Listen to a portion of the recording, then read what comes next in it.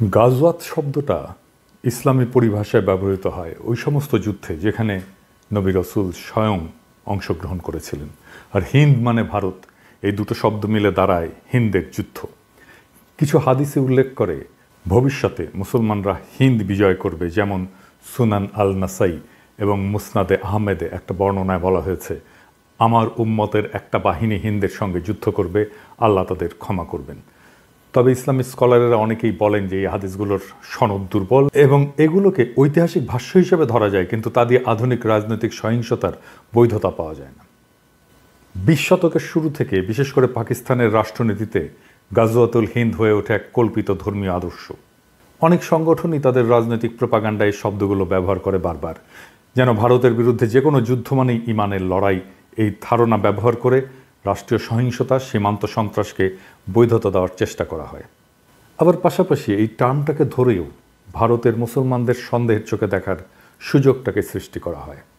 কিন্তু এটা কি আক্ষরিক অর্থে যুদ্ধ নাকি প্রতীকী যুদ্ধ? সেই যুদ্ধ কি শুরু হয়েছে? আর যদি শুরু হয় তাহলে কিভাবে শুরু হয়েছে? আর এই যুদ্ধের পরিণতি বা কি? আমার মনে হয় এই লড়াই শুরু হয়েছে, আর এটা শুরু করেছে বিজেপি আর আরএসএস এর হিন্দুত্ববাদী রাজনীতি দিয়ে। এই যুদ্ধটা বাস্তবে অস্ত্রের নয়, বরং পরিচয় নির্মাণের যুদ্ধ, যা ভারতীয় উপমহাদেশকে ঠেলে দিয়েছে একত্ববাদের প্রবণতা এবং আত্মবিরোধী সংকটের দিকে। কিভাবে? ইসলামকে মোকাবেলা করতে গিয়ে হিন্দুত্ববাদ হিন্দু ধর্মের আত্মবিনাশ ডেকে আনছে, এমন একটা আত্মঘাতী প্রকল্পে তারা লিপ্ত হয়েছে যা আদতে শেষ বিচারে হিন্দু ধর্মকেই ধ্বংস করে দেবে। হিন্দুত্ববাদ যতটা না ইসলাম বিরোধী, তার চেয়েও বেশি হিন্দু ধর্ম বিরোধী।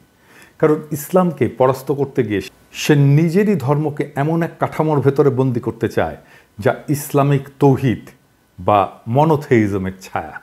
ইসলাম এবং হিন্দু ধর্মের মূল তফাৎ হচ্ছে বহুত্ববাদ বনাম একত্ববাদ। দুই ধর্মের দুই আত্মা। ইসলাম জন্ম থেকে একত্ববাদী এবং তার ইমানের কেন্দ্রে এক এবং অদ্বিতীয় আল্লাহর ধারণা। হিন্দু ধর্ম ঠিক তার উল্টো, সে দাঁড়িয়ে আছে বহুপদ, বহুদেব, বহু সাধনার উপরে। তন্ত্র, যোগ, শাক্ত, বৈষ্ণব, শৈব, অদ্বৈত, এক একটা ধারা, এক একটা জগৎ। ভগবদ্গীতায় কৃষ্ণ বলেছেন যে যে যেভাবে আমাকে চায় আমি সেভাবেই তার কাছে ধরা দিই। এই কথাটাই হিন্দু ধর্মের বহুত্ববাদী হৃদয়। কিন্তু হিন্দুত্ববাদ ইসলামকে পরাস্ত করতে গিয়ে ইসলামিক কাঠামো গ্রহণ করে ফেলে। হিন্দুত্ববাদের মূল সমস্যা হলো এটা ইসলাম বা খ্রিস্টান মতবাদকে প্রতিযোগী ভাবতে গিয়ে তাদের কাঠামোকে নিজের অস্ত্র বানাতে চায়। যেমন এক জাতি, এক ভাষা, এক পরিচয়, এক সংস্কৃতি। এ সমস্ত ধারণা ইসলামী উম্মাহ বা খ্রিস্টান নেশন স্টেটের ধারণার কাছাকাছি। হিন্দুদের মাঝে ঐক্য প্রতিষ্ঠা করতে গিয়ে সে এক দেবতা, এক আচার, এক ভাষার সন্ধান করে।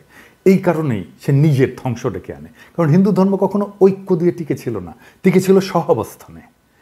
একত্ববাদের দিকে ঝুঁকে পড়া মানেই তৌহিদের বিজয়।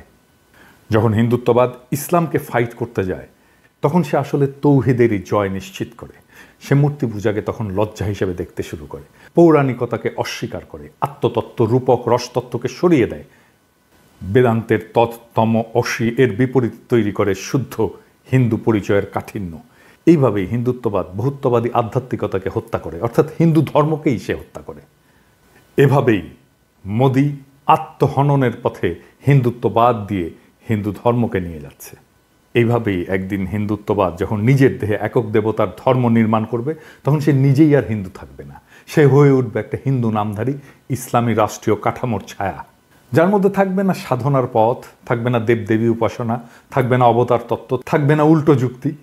সে সময় ইসলাম যদি আসে তাহলে সে বলবে, তুমি তো একত্ববাদকেই বিশ্বাস করো, কিন্তু আমাদের একত্ব অনেক আগে থেকেই পরিণত, তুমি শুধু তার ছায়া, তুমি তাকে অনুসরণ করেছো। এই ছায়া যখন আত্মার আর আশ্রয় দিতে পারে না তখন মানুষ মূল উৎসের দিকে ফিরে যায়। তখন তৌহিদ শুধু জয়ী হয় না, হিন্দুত্ব নিজেই তাকে তার মঞ্চ প্রস্তুত করে দেয়। তাই গাজওয়াতুল হিন্দ কোনো বাহ্যিক যুদ্ধ নয়, এটা ভারতীয় পরিচয়ের মধ্যে এমন এক আত্মঘাতী দ্বন্দ্ব যেখানে এক ধর্ম অন্য ধর্মকে মোকাবেলা করতে গিয়ে নিজেকেই তাকে রূপান্তর করে ফেলে। হিন্দুত্ব ইসলামকে হারাতে গিয়ে ইসলামিক কাঠামোকে গ্রহণ করে। এটাই আত্মহনন, এটাই ইতিহাসের সবচেয়ে বড় পরাজয়, যেখানে তুমি যেত না বরং তোমাকে হারিয়ে অন্য কেউ তোমার জায়গায় দাঁড়িয়ে যায়।